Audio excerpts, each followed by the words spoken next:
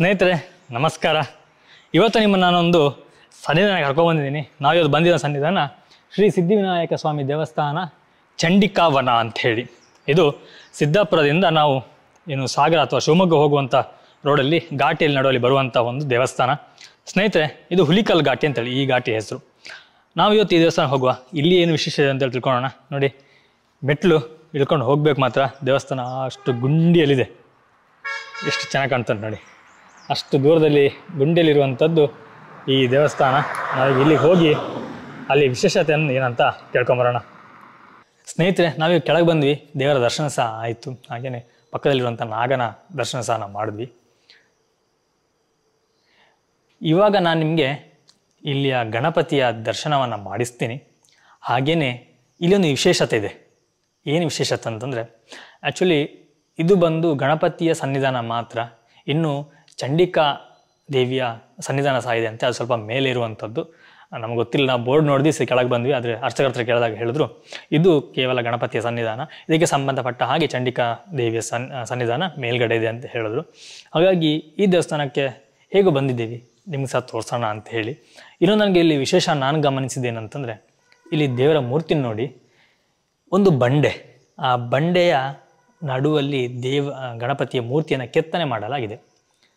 ಮೇಲ್ಗಡೆ ಏನು ನೋಡ್ತಿದ್ರಿ, ಇದು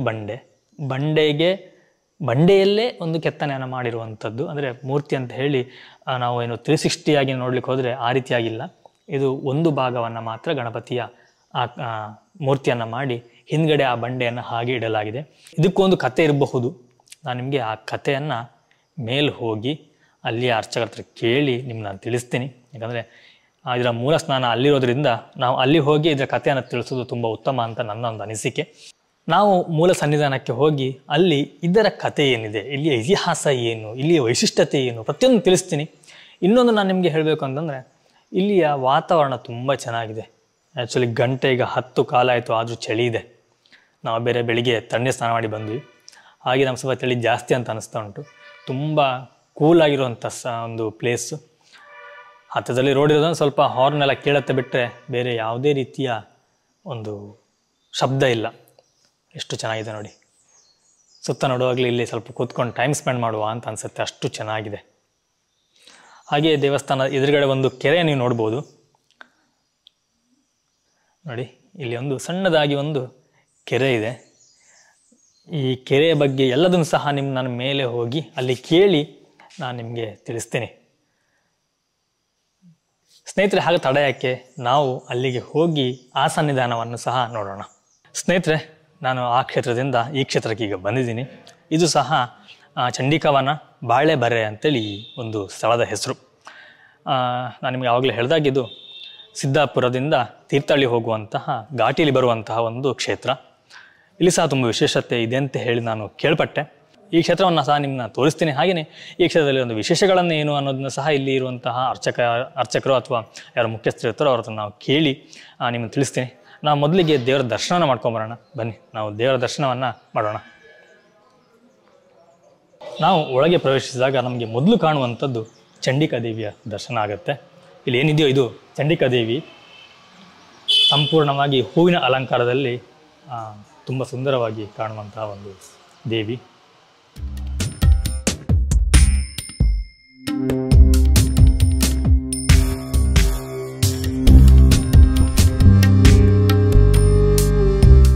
ಸ್ನೇಹಿತರೆ, ಹಾಗೆ ಇನ್ನೊಂದು ವಿಶೇಷ ಅಂತಂದರೆ, ವಿಗ್ರಹದ ಮುಂಭಾಗದಲ್ಲಿ ನಾವೊಂದು ಸಿಂಹವನ್ನು ನೋಡ್ಬೋದು ನೋಡಿ.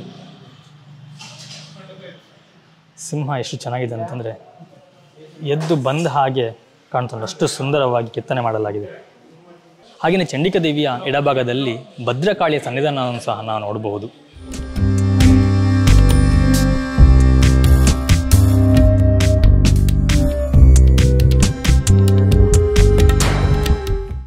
ಹಾಗೆಯೇ ಚಂಡಿಕಾ ದೇವಿಯ ಬಲಭಾಗದಲ್ಲಿ ನಾವು ಸಾಂಬ ಸದಾಶಿವ ಸನ್ನಿಧಿಯನ್ನು ಸಹ ನೋಡಬಹುದು. ಸನ್ನಿಧಾನದ ಎದುರುಗಡೆ ಒಂದು ಬಸವನ ಮೂರ್ತಿ ಸಹ ಇರುವಂಥದ್ದು. ಶಿವನ ದೇಗುಲ ಅಂತಂದರೆ ಈ ಬಸವನ ಒಂದು ಮೂರ್ತಿ ಇರುವಂಥದ್ದು ಸರ್ವೇಸಾಮಾನ್ಯವಾಗಿ. ಇಲ್ಲಿ ಸಹ ಅದೇ ರೀತಿಯ ಒಂದು ಬಸವನ ವಿಗ್ರಹವನ್ನು ಪ್ರತಿಷ್ಠಾಪನೆ ಮಾಡಲಾಗಿದೆ.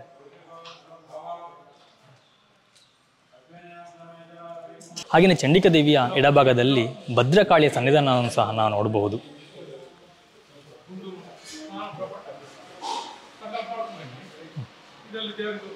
ಹಾಗೆಯೇ ಇನ್ನೊಂದು ಭಾಗದಲ್ಲಿ ನಾವು ವೀರಭದ್ರನ ಸನ್ನಿಧಾನವನ್ನು ಸಹ ನೋಡಬಹುದು.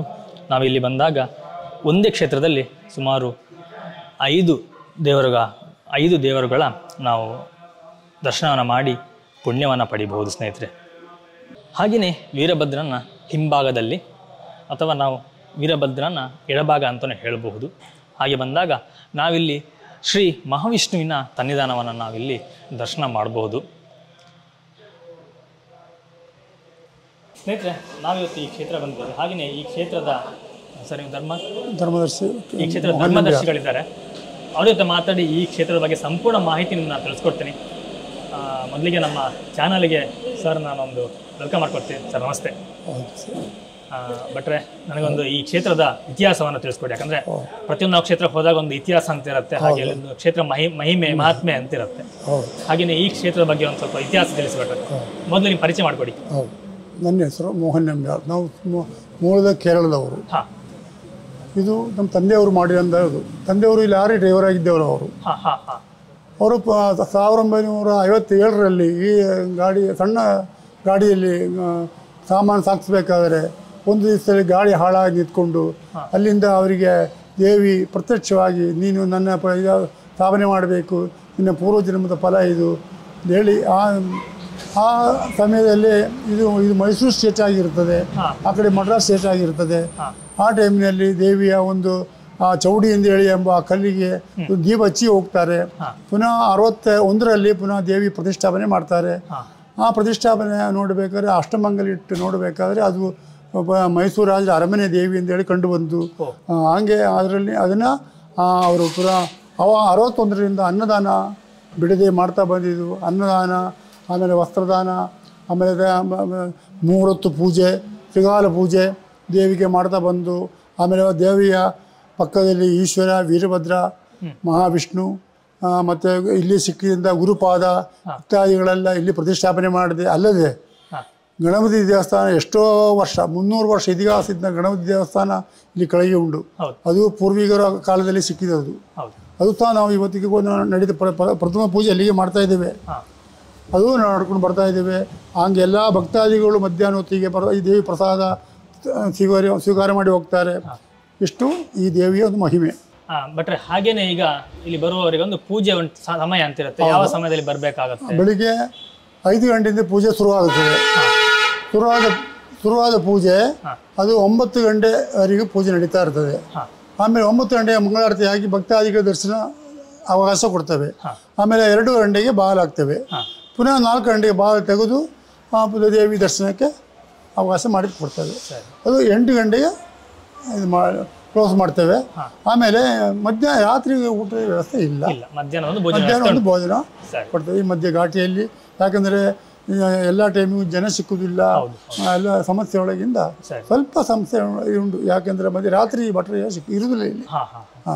ಭಟ್ರೆ, ನಾವೊಂದು ಅಂಕಿ ಸಂಖ್ಯೆ ಪ್ರಕಾರ ನೋಡೋದಾದ್ರೆ ಎಷ್ಟು ವರ್ಷಗಳ ಹಳೆಯ ದೇವಸ್ಥಾನ ಅಂತ ಹೇಳ್ಬೋದು? ಇದು ಸಾಮಾನ್ಯವಾಗಿ ಇದನ್ನ ಮೂಲ ನೋಡುವಾಗ ಮೈಸೂರು ರಾಜ ಅರಮನೆ ದೇವಿ ಅಂತ ಹೇಳ್ಬೇಕಾದ್ರೆ ಎಷ್ಟೋ ಪುರಾತನದ ದೇವಿ ಇದು. ಅದು ಯಾವುದೋ ಕಾಲದಲ್ಲಿ ಎಲ್ಲ ಮೂಲೆ ಬಿದ್ದು ಎಲ್ಲ ಅಳಸಿ ಹೋಗಿ ಇದಾಗಿದೆ. ಅದು ಅಂದರೆ ಟಿಪ್ಪು ಕಾಲದಲ್ಲಿ ಹೊಡೆದು ಹೋಗಿದೆ ಅಂದರೆ ಅದಕ್ಕೆ ಉದಾಹರಣವಾಗಿ ದೇವಿ ಇಲ್ಲಿ ಒಂದು ಸಣ್ಣ ಸಣ್ಣ ಮೂರ್ತಿಗಳಲ್ಲಿ ಸಿಕ್ಕಿದ್ದೇವೆ. ಕಾಲು ತುಂಡು ಕೈ ತುಂಡಾಗಿದ್ದ ಮೂರ್ತಿಗಳು, ಸಾಲಿಗ್ರಾಮ, ಆಮೇಲೆ ದೇವಿದು ಒಂದು ಆಸನದೆಲ್ಲ ಸಿಕ್ಕಿದ್ದೇವೆ ನಮ್ಮ ತಂದೆಯವರಿಗೆ. ಅದು ಇವತ್ತಿಗೂ ಅಲ್ಲಿ ಹಂಗೆ ಇಟ್ಟಿದ್ದೀವಿ. ಅದನ್ನ ಮಣ್ಣು ತೆಗಿಬೇಕಾದ್ರೆ ಸಿಕ್ಕಿದೆ. ಅದೆಲ್ಲ ಹಂಗೆ ಉಂಟದಲ್ಲ. ಹಾಗೆ ಪ್ರತಿಯೊಂದು ದೇವಸ್ಥಾನದಲ್ಲಿ ಒಂದು ವಿಶೇಷ ಸೇವೆ ಅಂತ. ಹಾಗೆ ಇಲ್ಲಿ ವಿಶೇಷ ಸೇವೆ ದೇವಿ ಚಂಡಿಕಾ ಹೋಮ, ಆಮೇಲೆ ದಿವಸ ನಿತ್ಯ ಪೂಜೆ ನಡೀತದೆ. ಆಮೇಲೆ ಪಂಚಕಜಾಯ ನೈವೇದ್ಯ ಮಾಡ್ತೇವೆ. ಆಮೇಲೆ ಅಮ್ಮನವರಿಗೆ ಅಲಂಕಾರ ಪೂಜೆ ಮಾಡ್ತೇವೆ. ಹಾಗೆ 2 ಗಂಟೆವರೆಗೆ ಯಾವ ಭಕ್ತಾದಿಗಳು ಬಂದರೂ ಕೂಡ ಅವರಿಗೆಲ್ಲರಿಗೂ ದೇವಿಗೆ ನಾವು ಬೋರ್ಡಲ್ಲೆಲ್ಲ ಲೀಸ್ಟ್ ಹಾಕಿರ್ತೇವೆ. ಆ ಲೀಸ್ಟ್ ಪ್ರಕಾರ ಎಲ್ಲ ಪೂಜೆಯನ್ನು ಮಾಡಿಕೊಡ್ತೇವೆ. ಅದು ಅಲ್ಲದೆ ವಿಶೇಷವಾಗಿ ಅನ್ನದಾನ ಸೇವೆಗೆ ಮುಖ್ಯವಾಗಿ ಪ್ರಾಮುಖ್ಯತೆ ಇಲ್ಲಿ ಉಂಟು. ದೇವಿ ಇಲ್ಲಿ ಪ್ರಸಾದ ಮಟ್ಟಿಗೆ ಭಾರಿ ಒಂದು ಕಾರಣಗಳುಂಟು. ವರದಳ್ಳಿ ಶ್ರೀಧರ ಸ್ವಾಮಿಗಳು ಬಂದು ಅವರೇ ನೀರು ತೋರಿಸಿದ್ರು. ಇಲ್ಲ ಮುಂದೆ ನೀರು ಇರಲಿಲ್ಲ ಇಲ್ಲಿ. ಆ ನೀರನ್ನು ವರದಳ್ಳಿ ಶ್ರೀಧರ ಸ್ವಾಮಿಗಳು ಬಂದಾಗ ಇಲ್ಲಿ ಪೂರ್ವದಲ್ಲಿ ನೀರು ಬರ್ತದೆ, ಆ ನೀರಿನ ದೇವಿಗೆ ಅಭಿಷೇಕ ಮಾಡಿ ಅಂತ ಹೇಳಿ ಆ ಅಭಿಷೇಕ ಮಾಡಿ ನೀರು ಇವತ್ತಿಗೂ ಕೂಡ ಅದೇ ನೀರಲ್ಲಿ ಅಭಿಷೇಕ ಮಾಡ್ತಾ ಇದ್ದೇವೆ. ಹಂಗೆ ದೇವಿ ಪುರಾಣ ತುಂಬ ಉಂಟು ಹೇಳಲಿಕ್ಕೆ, ನಾನು ಸಣ್ಣ ಮಟ್ಟಿಗೆ ಹೇಳಿದ್ದೀನಿ. ಸರಿ, ಓಕೆ. ಹಾಗೆ ಬಟ್ ನಾ ಬರೋವಾಗ ನೋಡಿದ್ರೆ ಅಲ್ಲಿ ಮೂಲ ಸ್ಥಾನ ಅಂತ ಇತ್ತು. ಹಾಗಾದ್ರೆ ಮುಂಚೆ ಇದ್ದ ಸ್ಥಾನ ಅದ ಪೂರ್ವಿಕವಾಗಿ ಅಲ್ಲಿ ಒಂದು ಬೈಣೆ ಮರ ಇದ್ದಿದ್ದು. ನಮ್ಮ ತಂದೆಯವರು ಸಿಕ್ಕ ಆ ಬೈಣೆ ಮರ ಮೇಲೆ ಚೌಡಿ ಕಲ್ಲು ಪ್ರತಿಯೊಬ್ಬರು ನಡ್ಕೊಂಡು ಹೋಗೋರು. ಆವಾಗ ಎತ್ತಿನ ದಾರಿ, ಕಾಲೆತ್ತಿನ ದಾರಿ ಅಂತ ಹೇಳಿ ನಡ್ಕೊಂಡು ಹೋಗೋರು ಕಾಯಿ ಹೊಡೆದು ಹೋಗ್ಬೇಕು ಅದಕ್ಕೆ. ಇಲ್ಲಾದರೆ ಹುಲಿ ಬರೋದು. ಹುಲಿ ಬಂದು ಆ ಎತ್ತಿನ ಅಲ್ಲಾದರೆ ಫೋನನ್ನೆಲ್ಲ ಬೆದರಿಸ್ಬೋದು. ಆವಾಗ ಅದಕ್ಕೆ ಕಾಯಿ ಹೊಡ್ಕೊಂಡು ಹೋಗೋದು, ಏನಾದರೂ ಕಾಣಿಕೆ ಹಾಕಿ ಹೋಗೋದು. ಅದೇ ರೀತಿ ಇವತ್ತಿಗೂ ಕೂಡ ಈಗಿನ ಭಕ್ತಾದಿಗಳು ಆ ಮೂಲ ಸ್ಥಾನಕ್ಕೆ ಹೋಗಿ ಪ್ರಾರ್ಥನೆ ಮಾಡಿ ಹೋಗ್ತಾರೆ. ಹಾಗೆ ನಾ ಇಲ್ಲಿ ಬರೋ ಮುಂಚೆ ನಾನು ಗಣಪತಿ ಸನ್ನಿಧಾನಕ್ಕೆ ಹೋಗಿ ಬಂದೆ. ಹೋಗ್ಬಂದ್ರಾ?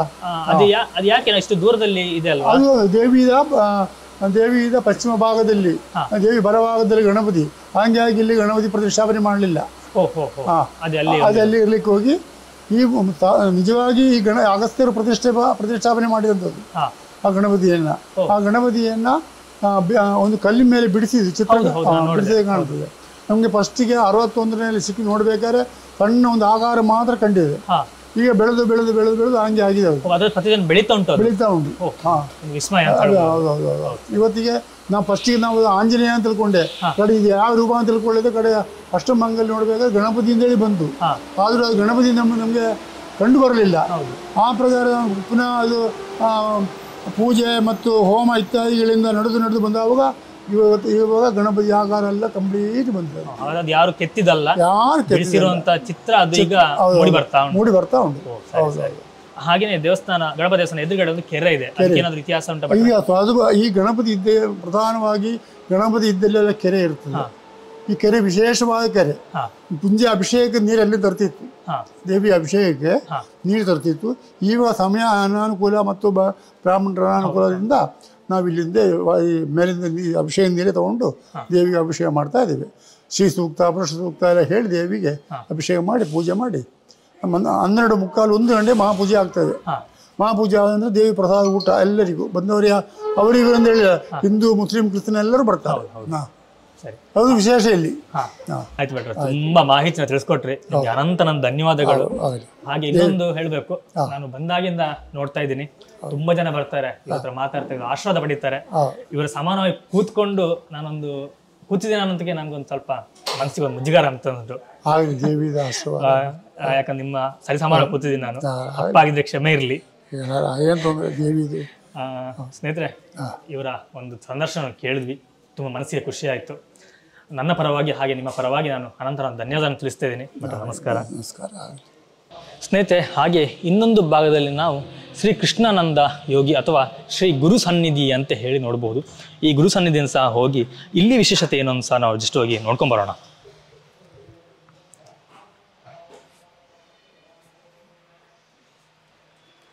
ನಾವಾಗಲೇ ಭಟ್ರ ಹತ್ರ ಮಾತಾಡುವಾಗ ಭಟ್ರು ಹೇಳಿದ್ರು ಇದು ಗುರುಪಾದ ಅಂತ ಹೇಳಿ. ನಾವಿಲ್ಲಿ ನೋಡ್ತಿರುವಂಥದ್ದು ಶ್ರೀಕೃಷ್ಣ ಯೋಗಿ ಅಂತ ಹೇಳಿ ಅವರ ಒಂದು ಪ್ರತಿಮೆಯನ್ನು ಇಟ್ಟಿದ್ದಾರೆ, ಮೂರ್ತಿ. ನಾವು ಆ ಕೃಷ್ಣಾನಂದ ಯೋಗಿಯ ದರ್ಶನವನ್ನು ಸಹ ಮಾಡಬಹುದು. ನಮಗೆ ಆ್ಯಕ್ಚುಲಿ ಇಲ್ಲಿ ಡೋರ್ ಹಾಕೋದ್ರಿಂದ ಅಷ್ಟೊಂದು ಕ್ಲೀನಾಗಿ ಫೋಕಸ್ ಆಗ್ತಾ ಇಲ್ಲ. ಶ್ರೀಪಾದ ಇದೆ ಅಂತ ಹೇಳಿ ನೋಡಿ, ಅದೇ ಪಾದ. ಇದು ಸರಿಯಾಗಿ ನಮಗೆ ಫೋಕಸ್ ಆಗ್ತಾ ಇಲ್ಲ, ಸಾಧ್ಯ ಆದಷ್ಟು ನಿಮ್ಗೆ ನಾನು ತೋರಿಸ್ತಾ ಇದ್ದೇನೆ. ಸ್ನೇಹಿತರೆ, ನಾನು ನಿಮಗೆ ಈ ಕ್ಷೇತ್ರದ ಪರಿಚಯವನ್ನು ಸಂಪೂರ್ಣ ಮಾಡಿಕೊಟ್ಟಿದ್ದೀನಿ ಅಂತ ಅಂದ್ಕೊಳ್ತೀನಿ. ಹಾಗೆಯೇ ನಮ್ಮ ಇವತ್ತಿನ ಈ ಸಂಚಿಕೆಯನ್ನು ಈ ಕ್ಷೇತ್ರದಲ್ಲಿ ನಾನು ಮುಗಿಸ್ತಾ ಇದ್ದೇನೆ. ನಾನು ನಿಮಗೆ ಮುಂದಿನ ಒಂದು ಕ್ಷೇತ್ರದಲ್ಲಿ ಸಿಗ್ತೇನೆ, ಅಲ್ಲಿಯ ಕ್ಷೇತ್ರದ ಪರಿಚಯವನ್ನು ಮಾಡಿಕೊಡ್ತೀನಿ. ಹಾಗೆಯೇ ಒಂದು ವಿನಂತಿ, ದಯವಿಟ್ಟು ಆದಷ್ಟು ವಿಡಿಯೋಗಳನ್ನ ಶೇರ್ ಮಾಡಿ. ಹಾಗೆಯೇ ಇಷ್ಟ ಆಗಿದೆ ಒಂದು ಲೈಕ್ ಕೊಡಿ. ನಾವು ಇದೇ ರೀತಿಯ ಹೆಚ್ಚಿನ ವಿಡಿಯೋಗಳನ್ನ ಮಾಡಲಿಕ್ಕೆ, ಹೆಚ್ಚಿನ ಕ್ಷೇತ್ರಗಳ ದರ್ಶನ ಕೊಡಲಿಕ್ಕೆ ನಮಗೊಂದು ಉತ್ತೇಜನ ನೀವು ಕೊಟ್ಟಾಗತ್ತೆ. ಹಾಗೆಯೇ ಹಲವಾರು ಜನರಿಗೆ ಗೊತ್ತಿರೋದಿಲ್ಲ ಈ ರೀತಿಯ ಕ್ಷೇತ್ರಗಳಿದೆ ಅನ್ನೋದು, ಅವರಿಗೂ ಸಹ ಒಂದು ಹೆಲ್ಪ್ ಆಗುತ್ತೆ ಅಂದ್ಕೊಳ್ತೀನಿ. ಎನಿವೆ ಸ್ನೇಹಿತರೆ, ನಾನು ನಿಮಗೆಂದು ಮುಂದಿನ ಕ್ಷೇತ್ರದಲ್ಲಿ ಸಿಗ್ತೀನಿ. Thank you. ನಮಸ್ಕಾರ.